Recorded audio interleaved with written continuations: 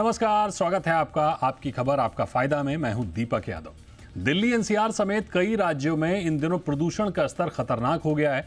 मौसम बदलते ही कई दशक से हम देख रहे हैं कि हर साल यही स्थिति देखने को मिलती है, लेकिन इस बार अचानक मौसम में बदलाव और बढ़ते प्रदूषण के कारण गले का इन्फेक्शन तेजी से बढ़ रहा है। हैरानी की बात यह है कि दवाइयां लेने के बावजूद ये समस्या जल्दी ठीक नहीं हो रही है। ऐसे में कैसे रखें अपने गले का ख्याल और क्या है इससे बचने के उपाय, आज देश के दिग्गज डॉक्टर्स के साथ इसी विषय पर करेंगे बात। लेकिन ये रिपोर्ट देखिए पहले।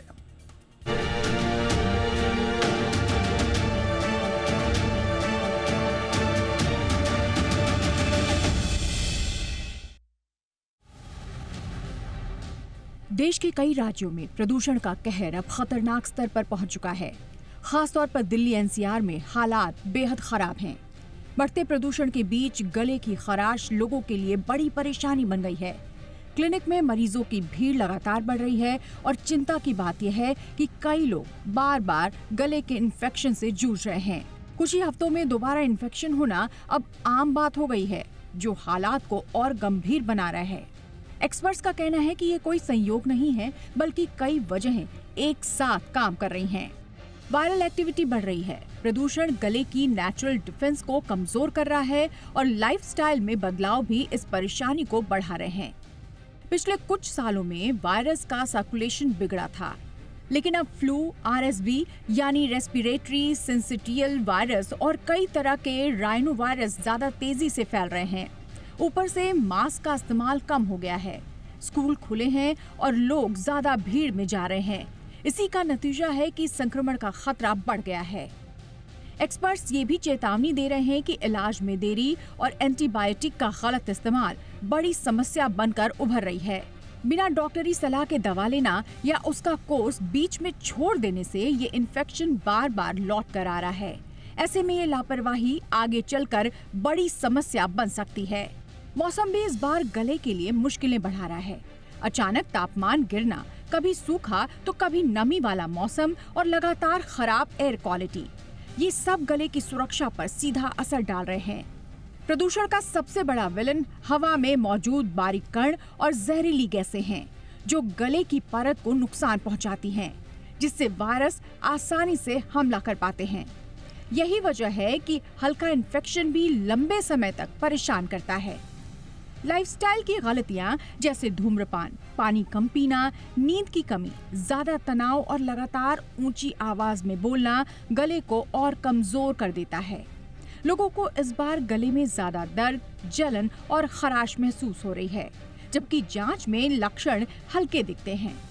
एक्सपर्ट्स का कहना है कि प्रदूषण की वजह से गले में सूजन बढ़ जाती है, जिससे तकलीफ ज्यादा महसूस होती है। अगर गले की समस्या 3 हफ्ते से ज्यादा बनी रहे, दर्द बढ़ता जाए, निगलने में दिक्कत हो, आवाज बैठ जाए या गर्दन में गांठ दिखे, तो तुरंत डॉक्टर से मिलना जरूरी है। बार बार इन्फेक्शन होने पर भी जांच करानी चाहिए। एक्सपर्ट सलाह देते हैं कि खराब एयर क्वालिटी वाले दिनों में मास्क पहनें, हाथों की सफाई रखें ताकि संक्रमण से बचे रहें, धूम्रपान से दूर रहें और पानी ज्यादा पिएं। समय पर वैक्सीन जरूर लगवाएं। ये कुछ उपाय हैं जिससे आप गले के इन्फेक्शन से काफी हद तक बच सकते हैं। याद रखिए, प्रदूषण और वायरस दोनों से लड़ने का सबसे अच्छा तरीका है सावधानी और समय पर इलाज। ब्यूरो रिपोर्ट, जी मीडिया। कुल मिलाकर शहरों में जिस तरह से प्रदूषण बढ़ रहा है, जिस तरह से वायरल बढ़ रहा है, इससे आप प्रदूषण तो ठीक नहीं कर सकते। सरकारों की जिम्मेदारी है, सरकारें नहीं ठीक कर पा रही हैं। आप खुद को तो ठीक कर सकते हैं, खुद को तो बचा सकते हैं। तो उन्हीं बचाव पर बात करने की कोशिश करेंगे इस खास शो में। हमारे साथ डॉक्टर शरद माहेश्वरी हैं, senior consultant ENT Max hospital. Doctor Vaibhav Kubal हैं, consultant pulmonology Fortis SL Raheja hospital. और कल्याणी टेम्बे हैं हमारे साथ, deputy programme manager, clean air and sustainable mobility. तो बहुत स्वागत करेंगे आपका डॉक्टर शरद, डॉक्टर वैभव और कल्याणी जी हमारे साथ जुड़ने के लिए। सबसे पहले आपके पास आएंगे डॉक्टर शरद, आपसे समझना चाहेंगे सर कि क्या प्रदूषण के कारण नाक और गले की जो सामान्य सी दिखने वाली समस्याएं हैं, जैसे लगातार जुकाम, मुंह से सांस लेने की प्रक्रिया अब शुरू हो गई है, आवाज़ बैठना, अब गंभीर और लंबी चलने वाली बीमारियों में बदल रहे हैं? हाँ, बिल्कुल। एक समय था जब आज से कुछ समय पहले साइनस की या नाक की प्रॉब्लम्स उतनी नहीं थी, परंतु पॉल्यूशन बढ़ने के साथ साथ साइनस की और गले की समस्याएं बढ़ रही हैं। आज ओपीडी में अगर आप देखें तो पेशेंट सडनली पिछले महीने डेढ़ महीने में बढ़ गए हैं। कारण कई हैं, उनमें से एक कारण है मौसम का बदलना, परंतु जैसे जैसे तापमान ठंडा होता है तो जो पॉल्यूटेंट्स हैं वो सेटल डाउन करते हैं नीचे और हमारा AQI ख़राब होता है और उसकी वजह से नाक के अंदर में एलर्जी स्टार्ट हो जाती है। उससे पानी, नाक से पानी छूटता है और वो पानी गले में जाता है, गले को भी ख़राब करता है। शुरू में एलर्जी होती है, गले से फिर सांस की नली में जाता है और ये एक प्रोसेस बन जाता है और उसकी वजह से साइनस के अंदर में साइनोसाइटिस जिसे कहते हैं कि हाँ साइनस हो गया मुझे, वो हो जाता है। गले ख़राब होते हैं और उसमें हम ज़्यादा बोलना पड़ता है तो उससे आवाज़ भी ख़राब होती है। ठीक है, बड़ी अहम बात कही सर आपने। डॉक्टर वैभव, आपसे मेरा सवाल ये होगा कि खराब हवा के संपर्क में रहने से फेफड़ों की जो कार्य क्षमता है किस तरह से लगातार हम देख रहे हैं घटती जा रही है। कोविड में भी हमने देखा कि फेफड़ों ने किस तरह से हार मानी और इसी वजह से सबसे ज़्यादा कोविड की दिक्कतें हमने देखने को पाई, खासकर उन लोगों में जिनमें पहले से कोई सांस की बीमारी नहीं है, उनके फेफड़े और ज़्यादा दिक्कत दे रहे हैं। दीपक जी, आपने बहुत ही सही बात की। जैसे हम सब लोग जानते हैं, फेफड़े हमारे बॉडी के फिल्टर रहते हैं और जब भी कोई हवा या फिर प्रदूषण का डायरेक्ट इम्पैक्ट हमारे फेफड़ों पे ही पड़ता है। जैसे सर महेश्वरी सर ने जैसे बताया कि सांस तो नाक से ली जाती है तो उधर से ही इम्पैक्ट होना चालू हो जाता है। बट ये जब AQI बढ़ता है तो बेसिकली ये होता है कि जो पार्टिकल साइज PM2.5, ये जो हम हमेशा न्यूज में सुनते हैं, इनका लेवल्स काफी बढ़ जाता है। इसके साथ साथ जो प्रदूषण गैसेस रहते हैं, carbon dioxide, carbon monoxide, nitrogen dioxide, इनका भी सांस में सेवन बढ़ जाता है। इसकी वजह से डायरेक्ट इम्पैक्ट अपने लंग्स पे आता है। स्पेशली जो पेशेंट्स पहले से ही दमा या लंग के बीमारियों से पीड़ित रहते हैं, उनको तो जल्द से जल्द तकलीफें शुरू हो जाती है। और ये कॉमन सिनेरियो है आजकल हमारे OPD में कि पेशेंट जो साल भर में ठीक रहते हैं, बट जैसे जैसे हम बारिश से निकल आके ठंडियों में पड़ जाते हैं, तुरंत उनके लंग फंक्शंस कम होने की वजह से वापस खांसी, दमा बढ़ जाता है और हम लोग को पेशेंट्स को स्टीरॉइड्स और आगे कभी-कभी हॉस्पिटल में एडमिट करना पड़ता है। खांसी आना, दम बढ़ना, ऑक्सीजन सैचुरेशन गिरना, ये सब बहुत कॉमन है जिनको पहले से ही दमा या फिर क्रॉनिक लंग्स की बीमारियां हैं, तो इनमें थोड़ा हमको संभालना चाहिए इनके रिगार्डिंग। ठीक बात है। कल्याणी जी, आपसे समझना चाहेंगे कि जब डॉक्टर आपके सामने, जैसे कि बताया डॉक्टर वैभव ने, डॉक्टर शरद ने, कि जब प्रदूषण को साइलेंट किलर की तरह से देखा जाता है, साइलेंट किलर हम मानते हैं, जब नवजातों की हम बात करते हैं, जो पहले से बीमार लोग हैं उनकी हम बात करते हैं, तो उनकी सुरक्षा की दृष्टि से, बुजुर्गों की सुरक्षा की दृष्टि से नीतियां ज़मीनी स्तर पर क्यों नाकाम दिखती हैं? क्यों हम इन पर फोकस नहीं कर पाते हैं? नीतियों में कमजोरी क्यों दिखती है? अगर हम हमारे नीतियों पे देखें कि किस तरीके से नीतियां इम्प्लीमेंट की गई है, तो देखिए हम लोग बीमारी को नहीं, बीमारी के सिम्टम्स को सॉल्व करने की कोशिश कर रहे हैं। जिस तरीके से हम लोग स्प्रिंकलर्स लगा रहे हैं या फिर मैकेनिकल स्वीपर्स लगा रहे हैं, जिस तरीके से हम लोग कार्रवाइयां कर रहे हैं, वो बस एक आउटपुट को संभालने की कोशिश कर रहे हैं, पर उसकी जो प्रॉब्लम की जो जड़ है वो है वाहनों से जो प्रदूषण निकल रहा है, इंडस्ट्री से जो प्रदूषण निकल रहा है, वेस्ट बर्निंग से जो प्रदूषण निकल रहा है, वो जड़ है। जैसे अगर मैं आपको एक उदाहरण दूंगी, दिल्ली में तकरीबन 6 लाख वाहनें हर साल ऐड हो रही है। तो उतने ही वाहन, मतलब अगर आप सोचेंगे कि अभी हम रास्ते पे 6 लाख वाहनें हर साल नए ऐड कर रहे हैं, उतना ही हम प्रदूषण भी ऐड कर रहे हैं। तो स्प्रिंकलर्स से कितना ही हम प्रदूषण कंट्रोल करेंगे जब तक हम उसकी जड़ तक हम नीति को जड़ तक नहीं लेके जाते। तो हमारे जो भी हम आगे एक्शंस लेंगे, चाहे वो किसी भी सेक्टर में हो, चाहे वो वाहनों पर हो, चाहे वो इंडस्ट्रीज पर हो, चाहे वो कंस्ट्रक्शन पे हो, हमें उसकी जड़ तक जाना चाहिए। नहीं तो अगर हम नहीं गए तो हम हर साल ग्रैप 1, ग्रैप 2, ग्रैप 3 इन्हीं पे हमारा खेल चालू रहेगा और असली हमें बदलाव तब तक दिखेगा ही नहीं। और एक बात है कि दिल्ली का प्रदूषण है जो स्पेशली ठंड के मौसम में 30% प्रदूषण दिल्ली से है, पर 70% प्रदूषण तो दिल्ली के बाहर से आता है।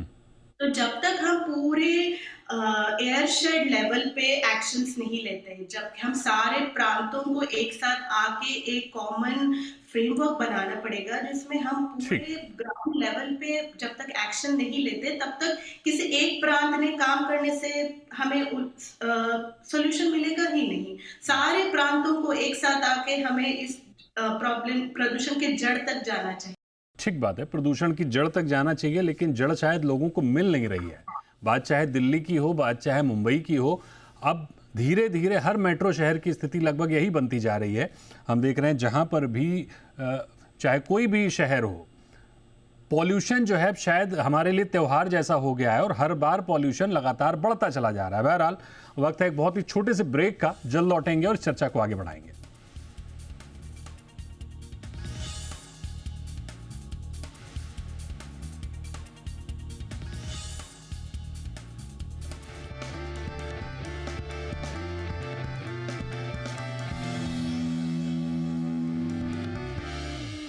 ब्रेक के बाद स्वागत है आपकी खबर आपका फ़ायदा में। और आज हम चर्चा कर रहे हैं दिल्ली के लगातार बढ़ते प्रदूषण और उस प्रदूषण का शरीर पर हो रहे असर पर, और अब तो वायरस भी उस पर प्रभाव दिखा रहा है। बहरहाल चर्चा को आगे बढ़ाते हैं, हमारे साथ तमाम मेहमान जुड़े हुए हैं।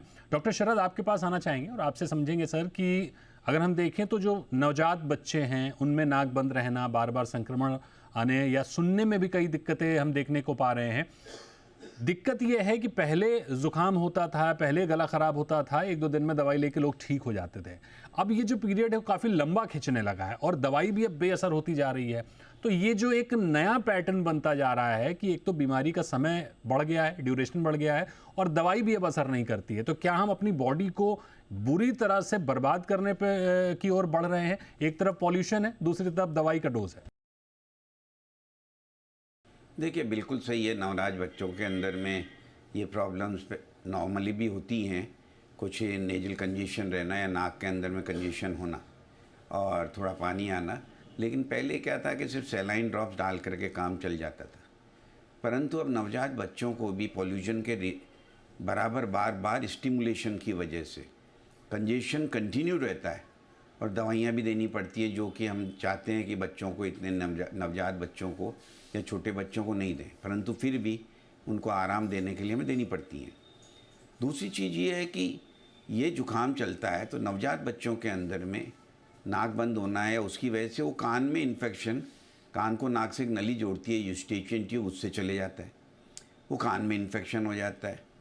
बच्चे को दर्द होता है, बच्चा परेशान रहता है, माँ बाप को भी समझ नहीं आता है। आम रूटीन में डॉक्टर देख नहीं पाते हैं जो फैमिली फिजिशियंस हैं, और कान बहने लग जाता है। तो ये ज़रूरी है कि ये पॉल्यूशन कम करें। और ये एक, मैं इसमें यहाँ पे आपकी अभी जब बात चल रही थी तो मेरा एक इसमें और ओपिनियन है कि ये सिर्फ एक सरकार की जिम्मेवारी नहीं है, ये हमारी आम जनता की भी सामाजिक जिम्मेवारी है। अपने आप को भी बचाना और कोशिश ये करना कि हम पॉल्यूशन और नहीं बढ़ा पाएँ। और अपने आप को बचाना तो बहुत ज़रूरी है, खासकर जब घर में छोटे बच्चे या नवजात बच्चे हों। ठीक बात है सर। कंजेशन हो, इमीडिएट 1-2 दिन 3 दिन देख लें, बिल्कुल, नहीं तो इलाज लें। डेफिनेटली सर, अपने आप को बचाना तो अहम जिम्मेदारी है और लोग निभा भी रहे हैं, खुद को भी बचा रहे हैं, अपने परिवार को भी बचा रहे हैं। लेकिन पॉल्यूशन जो है वो लगातार दिन पर दिन बढ़ता जा रहा है, जिस पर नियंत्रण किसी का नहीं है। खासकर सरकार का भी नियंत्रण छूट ही चुका है, जो लगातार बढ़ रहा है। बहरहाल डॉक्टर वैभव आपके पास आएंगे और आपसे मेरा सवाल ये होगा सर कि कुछ लोग जो दिल की बीमारी से जूझ रहे हैं, डायबिटीज़ से जूझ रहे हैं, बीपी से जूझ रहे हैं, ओबेसिटी से जूझ रहे हैं, इस तरह की कनेक्टिंग बीमारियों वाले मरीजों में प्रदूषण किस तरह से सांस की तकलीफ को अचानक जानलेवा स्थिति में बदल देता है और पॉल्यूशन इन बीमारियों पर कितना बड़ा असर डालता है? तो दीपक जी, जैसे मैंने कहा था PM 2.5, पार्टिकुलेट मैटर 2.5, उसका मतलब क्या है? हमारा जैसे हम लोग जब मच्छरदानी देखते हैं, मच्छरदानी हम लोग मच्छर से बचने के लिए लगाते हैं, क्योंकि उसका जो नेट का साइज है उसमें से मच्छर अंदर नहीं आ पाता। वैसे ही हमारे बॉडी का जो लंग एज अ फिल्टर है, वो 2.5 या 5 माइक्रॉन्स के ऊपर वाले जो अ, अ, ये है मैटर प्रोडक्ट्स है, पार्टिकल साइज है, उसको फिल्टर अंदर की तरफ नहीं कर सकता, मतलब अपने ब्लड स्ट्रीम में नहीं आ पाता। बट कोई particulate matter which is less than 5 micron, जैसे 2.5 हो और लेस देन 2.5 हो, वो लंग से डायरेक्ट ब्लड वेसल्स में चले जाते हैं। अभी ये मैटर एक इन्फ्लेमेशन या फिर एक सूजन की तरह का एनवायरनमेंट बॉडी में क्रिएट करते हैं, जिसके वजह से ब्लड प्रेशर का बढ़ना, डायबिटीज पे प्रभाव पड़ना। अगर अगर हम लोग प्रदूषण बहुत टाइम तक इसको एक्सपोज होते रहे, तो आगे जाके दिल के विकार बढ़ना, ये सब चांसेस ऑफ ये बढ़ जाते हैं, बिकॉज वो बॉडी में जो सूजन है, इन्फ्लेमेशन है, उसका स्टेटस बढ़ते रहता है। सो ये सिर्फ एक लंग की बीमारी से बढ़ के डायबिटीज, ब्लड प्रेशर और हृदय विकार वाले बीमारियों में भी ये अफेक्ट करना चालू हो जाता है। सो बेसिकली यही है कि PM 2.5 और नाइट्रोजन डाइऑक्साइड, ओजोन, ये हानिकारक जो गैसेस रहते हैं, वो डायरेक्ट इम्पैक्ट अपने ब्लड वेसल्स और ब्लड में डायरेक्ट ब्लड में ट्रांसफर हो जाते हैं। तो ये थोड़ा रिस्की बात हो जाती है। ठीक बात है। कल्याणी जी, आपसे समझेंगे कि ट्रैफिक है या कंस्ट्रक्शन है या इंडस्ट्रियल पॉल्यूशन है, इन सब पर कार्रवाई होती दिखती है, ग्रैब 2, ग्रैब 3, ग्रैब 4 होता है, लेकिन इसकी मॉनिटरिंग शायद कहीं पर कमज़ोर पड़ती है। मॉनिटरिंग हम नहीं देख पाते हैं कि कौन सी इंडस्ट्री, कौन ट्रैफिक से या कंस्ट्रक्शन से कितना पॉल्यूशन आ रहा है, नेचुरल पॉल्यूशन कितना है, पराली से कितना आ रहा है, ताकि हम कंट्रोल इस पर कर पाएं। तो क्या मॉनिटरिंग की कमी है, इच्छा शक्ति की कमी है, या हमारे पास वो तकनीकी ही नहीं है, हम सिर्फ बातें कर रहे हैं कि हम पॉल्यूशन कम कर लेंगे? नहीं, हमारे पास पूरा विज्ञान है कि कहाँ से क्या आ रहा है, हमें पता है। जैसे पराली से इस साल ज्यादा प्रदूषण नहीं हुआ है पराली की वजह से। पराली की स्पेशली, जैसे पिछले हम जब से मैंने दिल्ली के प्रदूषण पे काम करना शुरुआत किया है, मैंने हर साल सुनती हूँ कि पराली के जलाने पर ब्लेम डाला जाता है, पर इस साल या पिछले साल भी पराली का तो बहुत ही प्रतिशत कम हो गया है, फिर भी प्रदूषण तो कम नहीं हुआ है। सो ऐसी बात नहीं है कि हमें पता नहीं है प्रदूषण कहाँ से आ रहा है, हमें पूरा पता है प्रदूषण कहाँ से आ रहा है। पर हमारे में जो आप बोल रहे हैं इच्छा शक्ति, वो इच्छा शक्ति की कमी है। जैसे अगर हम ग्रैप लगाते हैं बस ठंड के ग्रैप, एक तो सोल्यूशन नहीं है। GRAP is an emergency measure, जैसे ना हमारी पूरी नैया डूब रही है और हमें को बचाना है उस डूबती हुई नैया से, तो हम एक इमरजेंसी ये कर रहे हैं। तो उस तरीके से ही हम ग्रैप को देखा जा सकता है। GRAP is not a solution to all our problem, हमारे सारे समस्याओं का हल नहीं है। जैसे हमें प्रदूषण, हम समझते हैं कि बस एक ठंड के मौसम का ही प्रॉब्लम है, पर ये बात ये नहीं कि प्रदूषण तो पूरे साल भर होते रहता है, क्योंकि उसके जो जड़ है वो तो पूरे साल में ऐड होती जा रही है। वाहने तो हर साल हर महीने ऐड होती जा रही है, पर उस पर कोई ये नहीं, पाबंदी नहीं हो रही है कि कौन। दिल्ली में तो इतने सारे वाहन हैं, सिर्फ दिल्ली नहीं, पूरे अगर दिल्ली के आजू बाजू भी आप देखेंगे। अभी मैं जयपुर का ही वाहन डेटाबेस से डेटा देख रही थी कि कोविड के बाद इतने सारे वाहन ऐड हुए, एंड ये सारे वैयक्तिक प्राइवेट व्हीकल्स है, वो 2 व्हीलर हो या 4 व्हीलर हो, इतने सारे ऐड हुए हैं। एंड ये सारे नेबरिंग सिटीज का हाल है ये। तो जैसे मुंबई में भी अभी प्रदूषण बढ़ रहा है, दिल्ली में भी प्रदूषण बढ़ रहा है, तो उसका कारण हमें साफ साफ पता है कि कहाँ से आ रहा है प्रदूषण। बस हमें कोई कार्रवाई नहीं करनी है, हमें उस पर कोई एक्चुअल एक्शन नहीं लेना है, क्योंकि उसका नतीजा आम आदमी पे भी होता है। जैसे अगर हम बोले कि फेज आउट करनी है पुरानी व्हीकल्स, उसका डायरेक्ट इम्पैक्ट आम बिल्कुल। कल्याणी जी, इस पर एक बिल्कुल छोटा सा सवाल मेरा होगा, बिल्कुल 10 सेकंड में मैं आंसर चाहूंगा आपसे। क्या कोई समाधान है हमारे पास, अगर मेजर एक्शन लेने हों, जो समाधान जिससे ये पॉल्यूशन खत्म हो सकता है हमारे पास? एक समाधान तो मतलब आप एक ऐसे कोई सोल्यूशन नहीं है, हर एक सेक्टर में एक एक समाधान होना चाहिए, जो पूरे साल भर में इम्प्लीमेंट होना चाहिए, तो ही हमें सोल्यूशन मिलेगा। जैसे एक दिन में बना नहीं था, तो हमारे सिर्फ जाड़े, बिल्कुल सिर्फ जाड़े में हेडलाइन से काम नहीं चलेगा। AQI पर हम बात करें, ग्रैप 1, ग्रैप 2, ग्रैप 3 पर बात करें, और उसके बाद में सर्दियां जाते ही हम ग्रैप 2, ग्रैप 3, इनफैक्ट पॉल्यूशन को भी भूल जाएं, तो इससे काम नहीं चलेगा। युद्ध स्तर पर काम करने की ज़रूरत है, इच्छा शक्ति सबसे इंपॉर्टेंट है। नहीं तो हर साल हम बातें करेंगे और सिर्फ बातें करेंगे, पॉल्यूशन पर कोई एक्शन नहीं होता हुआ दिखेंगे। और जो कि पिछले कम से कम 2 दशक से तो हम अनुभव कर ही रहे हैं, लगातार हर साल पॉल्यूशन अपना कहर दिखा रहा है। मर रहे हैं लोग पॉल्यूशन से, सांसों की बीमारी से और इससे जुड़ी तमाम तरह की बीमारी से। खैर, सरकारों को करना है, और सरकारों के कानों पर अगर जू नहीं रेंग रही है, इसके लिए तो भगवान ही मालिक है। बहुत शुक्रिया करेंगे आपका डॉक्टर शरद। डॉक्टर वैभव, आपका भी बहुत शुक्रिया, और कल्याणी जी, आपका भी बहुत शुक्रिया हमारे साथ जुड़ने के लिए। और आपकी खबर, आपका फायदा में फिलहाल इतना ही। आप बने रहिए जी बिजनेस पर। नमस्कार।